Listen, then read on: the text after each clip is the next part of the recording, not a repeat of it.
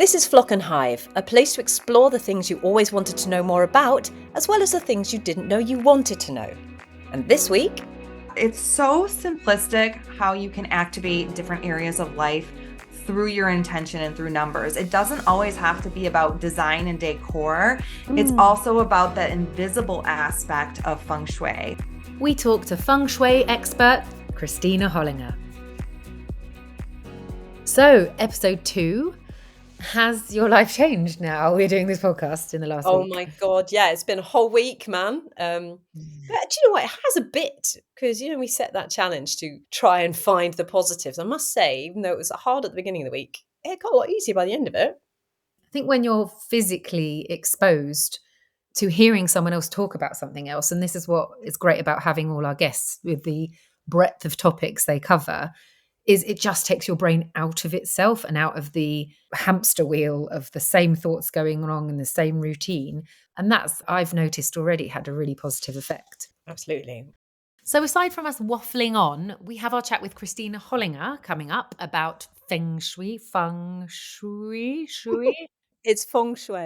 Feng Shui. And because we like to learn on the podcast, it's all about education, we've tasked ourselves with discovering a new word each week.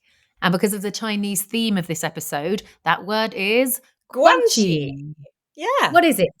Well, it's a Chinese term that means relationships, but it's used a lot in business mostly. And it really refers to, all those connections and networks that you have, and you use those to open doors and facilitate deals. So there's a lot of expectation there around favors, doing favors for each other, and moral obligations. What I like about it is that it's understood what it is, and that's how things are done. And maybe there's an enforced respect with that and rules and stuff, because we don't really have that here in the West, do we? Well, this is the thing. I think we do have it. But the kind of reciprocity, like I'll scratch your back if you scratch mine, I think there's a real sort of unspoken, uncontracted grey area of that. I worked in media in the early noughties in advertising, where it was very much wheeled out to keep the client happy. So there was a lot of being charming through gritted teeth, and both parties knew it was probably quite fake, and it was all just for signing off advertising spend. You've hit the nail on the head there with why I think I'm uncomfortable with it, is because I feel it's just really obvious that people know that you're only doing this because, you're in sales and you've got to get something out of it.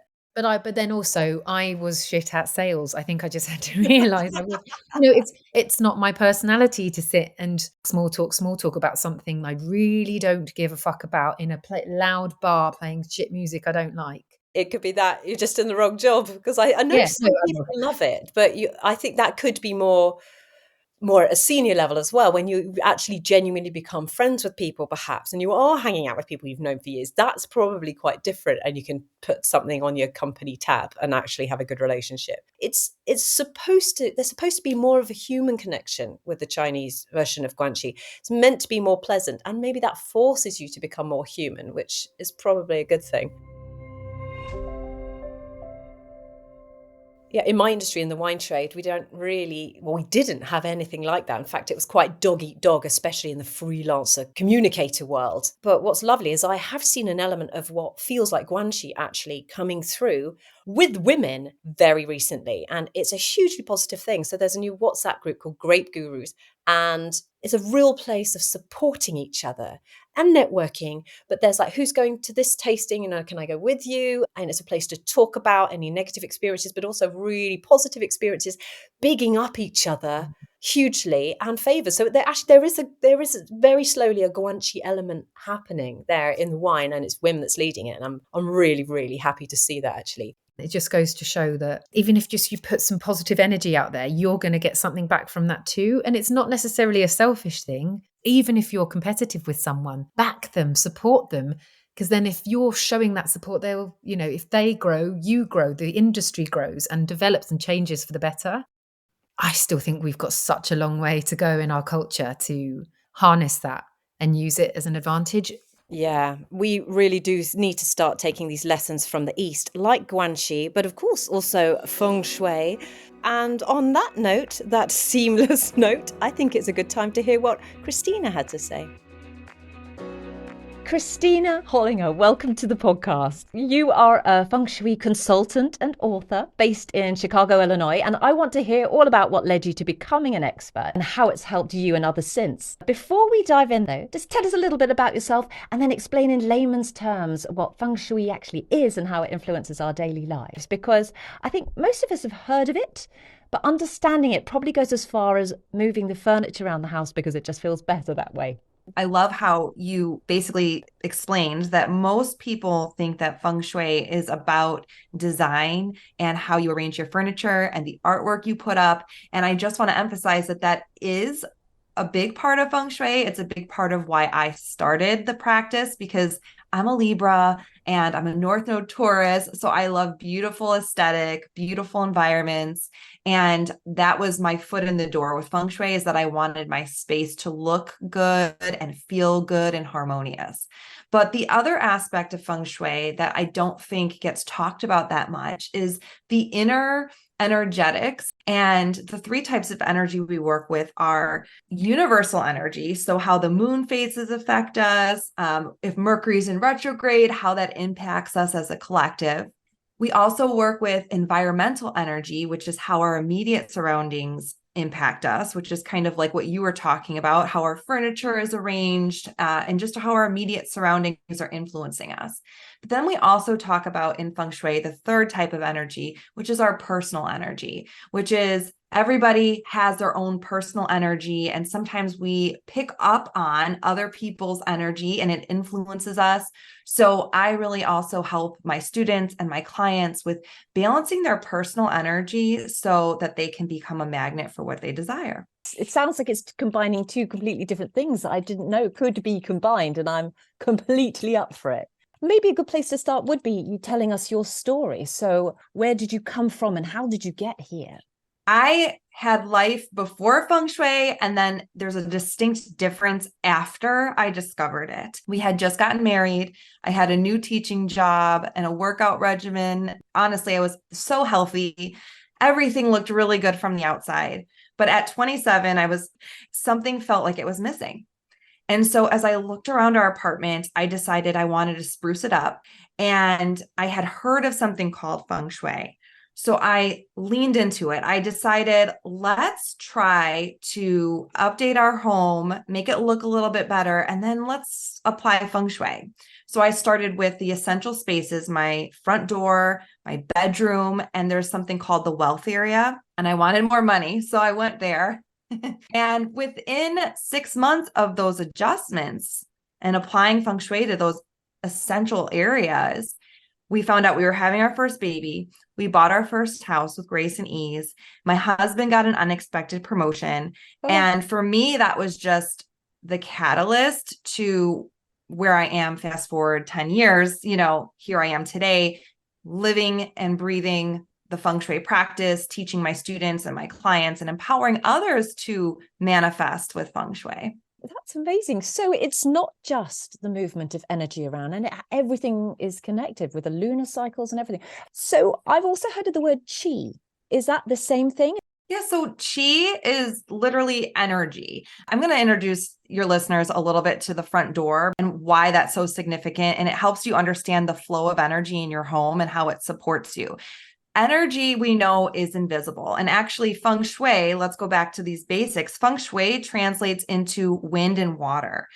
Feng Shui is the water in which we can see, which means like how we arrange our furniture and the pictures we hang on the wall, that influences us. But then the invisible part of Feng Shui is the wind. And that's that energetic, invisible force that surrounds us. It's around us and also within us.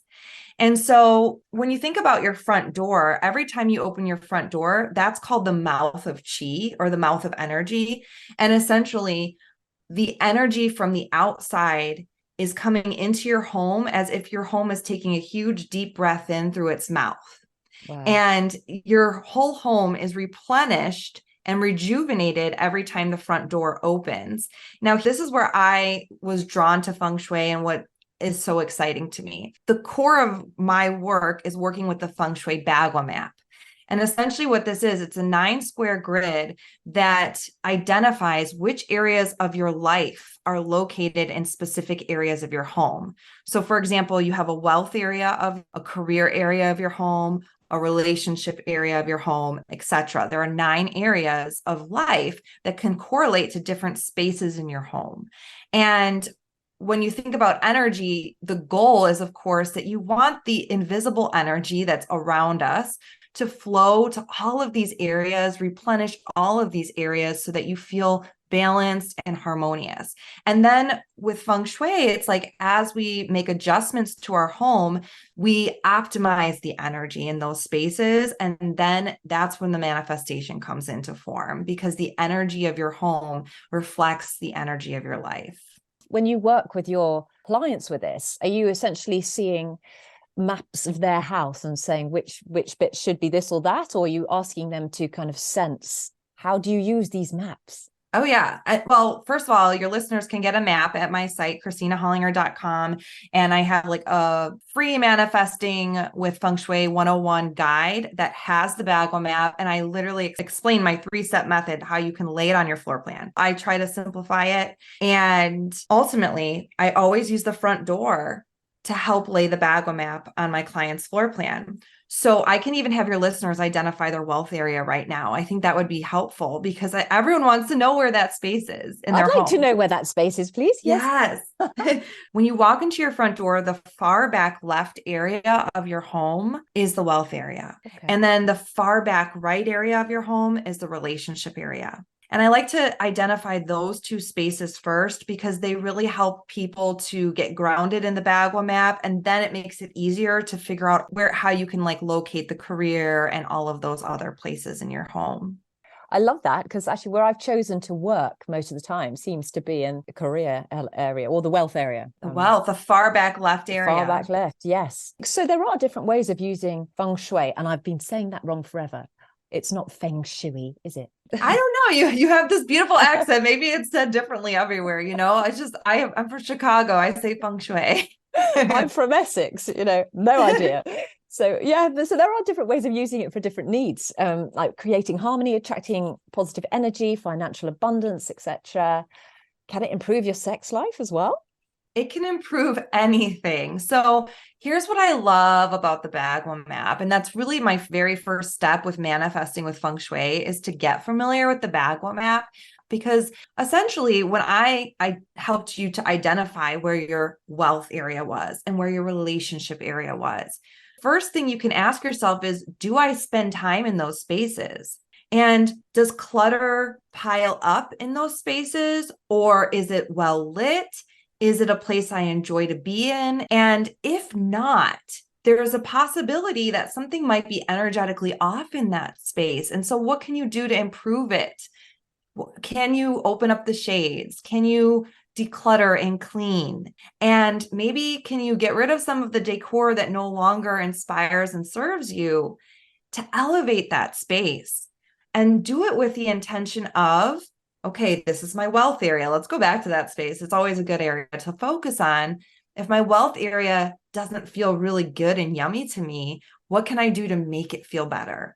And once it feels better, setting that intention that you're releasing old negative limiting beliefs that you might have about money or accumulating prosperity. And, it sounds so simple, but what you do in your wealth area is going to influence your life. Same with relationships. Now, relationships represents the female energy of the household. So the female energy is in the far back right area of the home. What condition is that in? Is it soft, loving, supported? Do you feel good in that space? Because it can be a reflection of how the woman in the household is feeling. And it can also represent the relationship of the home, whether you're in one or whether you're looking to attract one. And when you're thinking about your sex life, that can be activated through the relationship area, which you said it's in your kitchen though. Here's the thing. Your bedroom is also a very essential space. Front door, bedroom, because the bedroom represents you. And so there's a lot of opportunity to improve your love and your relationship and your intimacy in the bedroom through Feng Shui. And does color make a difference? Is it textiles as well, or is it positioning of things and lighting? What are the elements, or is it all of this that's important? So once you know which rooms correlate to which areas of life, the second step would actually be to activate the space with intention by using the elements, which is exactly what you said. So here's just like a quick little example. Step 2, applying the elements would look like this in the wealth area. The wealth area is activated by the wood element. And so in Feng Shui, we work with 5 different elements. All of the elements can be activated or represented in 3 different ways.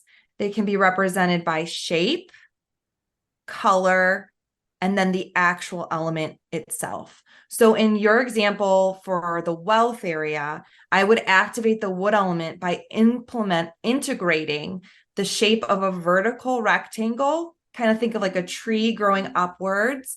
And so it's like, think about your finances growing upwards.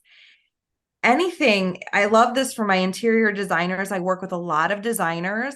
They love knowing that the shape is the most important way to activate an element, because then it gives you a lot of freedom to use different colors and textures and things like that. Secondly, you can use the color of the wood energy, which would be a deep green color or emerald. If you want to add a little bit of purple or gold to the wealth area, that enhances that space. Purple used to only be worn by royals back in the day because the ink was very expensive. So it really represents luxury and abundance. And then, of course, you could activate the wealth area through actual wood, like the wood furniture, or bamboo represents the wood energy. So that's just one example. So then all of the 9 areas of life are going to be activated by different elements. So through different shapes and different colors. Each gua or area of life is also associated with a number. So back to the wealth area, wealth is activated by the number 4. 8 is also auspicious for money energy. It's that if you put the 8 sideways, it's that symbol of infinity. It's that flow of giving and receiving and abundance that's always there. I love to use number energy in each gua to activate those spaces. And it's so simplistic how you can activate different areas of life through your intention and through numbers. It doesn't always have to be about design and decor. It's also about that invisible aspect of Feng Shui, which is, setting your intention. I can give you an example if you'd like, but designing a space with intention is powerful. That's the water, right, of Feng Shui. That's what we can see. But the wind, that invisible piece, I can give you and your listeners an example of how to manifest with Feng Shui through an invisible adjustment, if you would like. Definitely, yes. Okay, and then we'll get into more numbers, because I love talking about numbers as it relates to how angels and the universe are chatting with us and giving us guidance, letting us know we're on the right track. But let's talk about wealth again.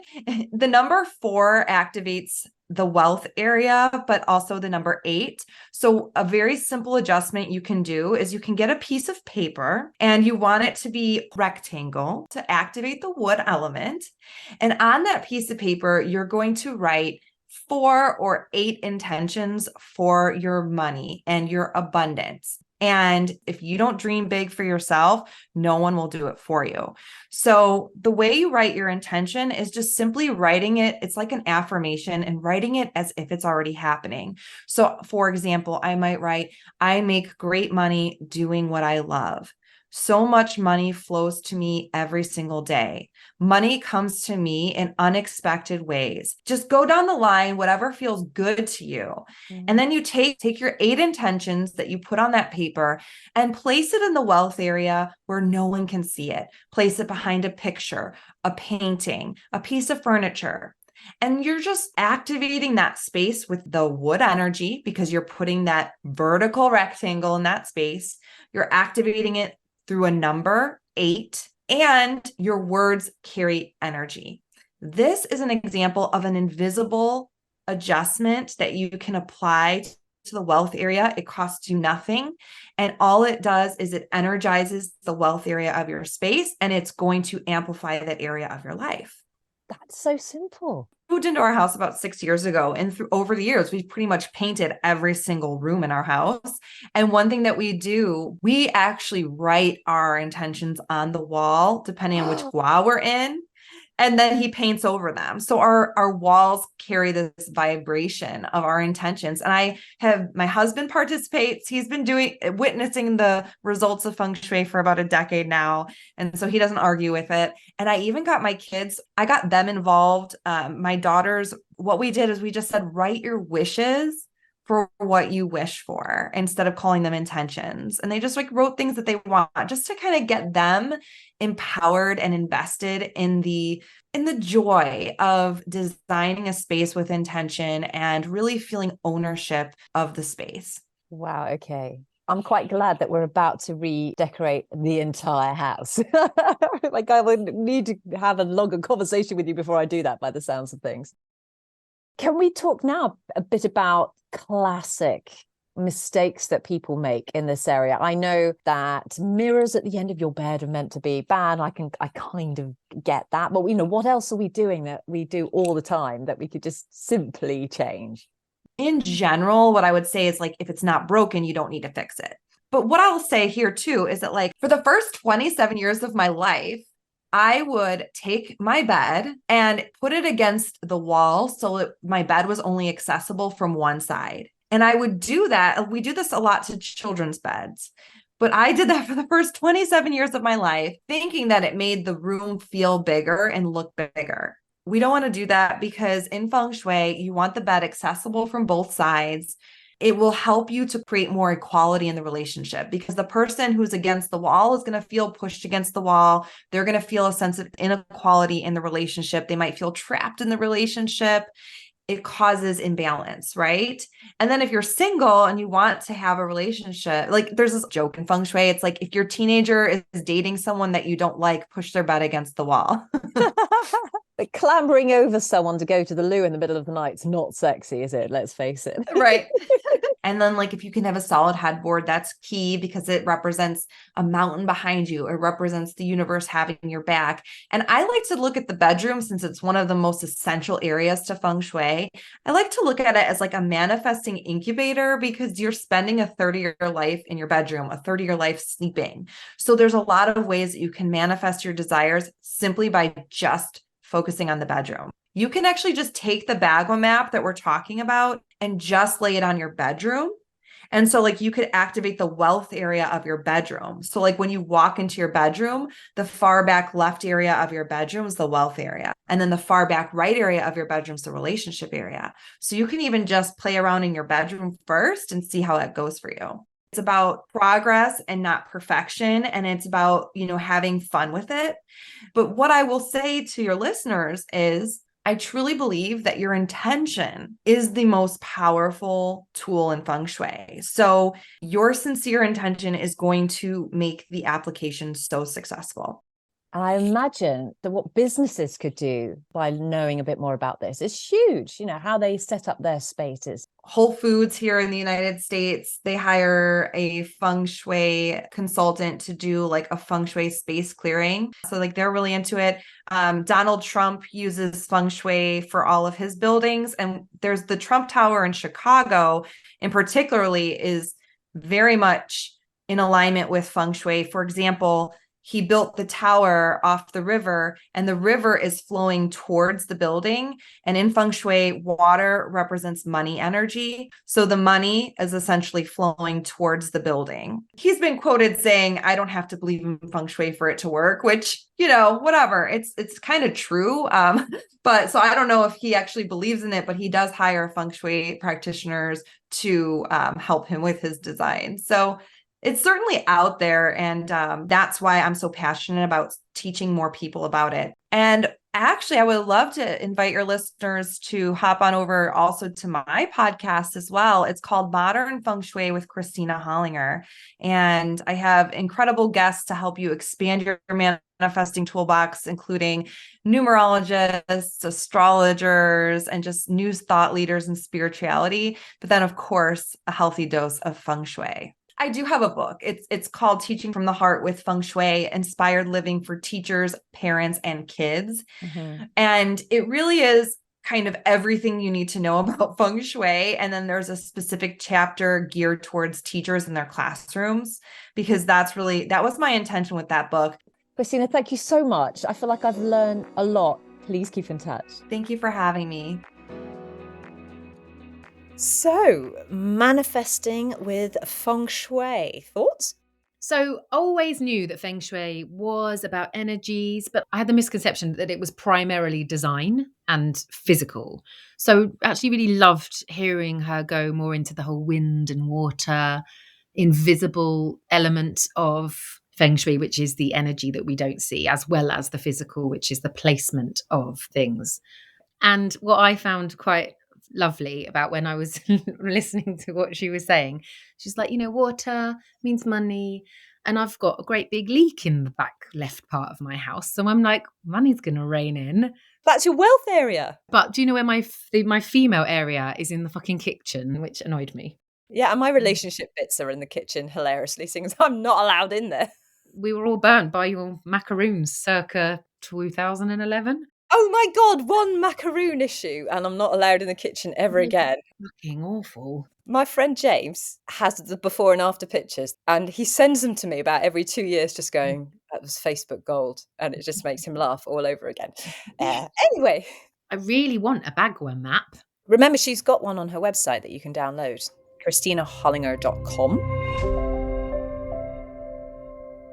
We're taking a lot more notice of energy, I think, as a global population. So it's falling into the camp of not woo-woo anymore. And I think the proof of that is we all do seem to have an instinct for what feels right in a room and what doesn't. We've never been taught this, but we just know when something feels off and when it doesn't, right? I think energy just can trigger some people like, oh God, and they'll wrap up in 1 second what they think you're talking about and they will just dismiss it. But the more I'm learning about these things, I just think it is instinctive to us to want to understand a bit more, like even the physics about it, how we connect to spaces and people and things. And I just think it's only beneficial to pay a little bit of attention to that, really. I do think the energy conversation is really interesting. I'm looking forward to us diving into that in quite a big way. It reminds me of a couple of times where I've really freaked myself out, actually. Is this when you thought you were Matilda? Yes, it is. Well, hang on, have I told you about this? You've probably telepathically told me. No, but there have been two things that have happened which made me just gone, I am pretty sure that I have turned off a light once with my mind. And power cut. No, but I have also pushed something off a wall that was there for 20 years. And it freaked me out so much, I screamed and ran out the door and hit my head. What was it, and where was it? So that one, I was at a friend's house. It was so long ago. It was pre-smartphones. So there was no scrolling, and I was literally just waiting. And I was in quite a contemplative. Thank you, mood. And I randomly just thought, I'm going to try and turn on that tap by like really focusing on pushing, because it was one of those taps that has like a lever. I'm going to really focus on pushing that lever. I want to just turn that tap on. And I don't know why I decided to do that, but I got really, really kind of focused and really into it. And there was no interruptions. And while I was doing that, this big kind of wooden spoon bit of art thing that had been on, sorry, friend, had been on my friend's wall for about 20 years, just fell straight onto the floor in front of me. So while it wasn't the tap, it definitely felt connected. It felt like maybe it had bounced off the shininess of the tap and hit like laser. Reflected. It had been there for 20 years. Explain that. I don't know. So I'm one day I'm a believer, one day I'm not. I'm fascinated. I've never had anything like that, though we have had the old famous red ball. So, Our Father. No, it wasn't. Who art in So- heaven actually is. Oh, Daddy. This is the wrong time to be laughing when talking about dead dad. Yeah. Our dad died 10 years ago this year, and obviously very big deal. Have never really thought much about try and connect to anyone who died in my life before. I'd found it firstly terrifying, secondly just really cynical. But I think there was just such a grief. I didn't cry for years about dad, but there was just so much in me that was just obviously traumatized. I wrote him a letter to place in his coffin. And in it, I wrote, I'd really like you to come and see me, please. I did write something along the lines of, don't freak me out. But if possible, could you come and see me? Because that would be really nice just to know that you're okay. And, some proof that it's all going to be all right. And when I put it in the envelope, I was alone in the house. And at the time, I had an 8-month-old baby. And we had those fucking horrendous ball pits that we all think is a good idea. And so I had millions of all those balls around, but he was nowhere. This was the evening he was in bed. My husband was out, and they were all still. There was nothing disturbing them or anything. And then one of the red ones just slowly rolled towards me, and it wasn't quick or fleeting. I just stood there looking at it like bit like a horror movie, one might say. Just just slowly making its way towards me, whilst all the other balls stock still. I was still. I hadn't kicked a floorboard, and even if I had, some other balls would have moved. That was that's the first time in my life I was like, shit, is there something in this? But now you've experienced red balls all over the place, haven't you? I have, and I think it's worth saying that you told me that story when it happened, or I think it was the next day. I went to a party with my young baby at one of those horrific centres for children and mess and a lot of germs. They had a ball pit there, but it wasn't the kind that you had at home. The balls were much bigger. They were orange. They were all the same colour, orange with like some black bits in the middle.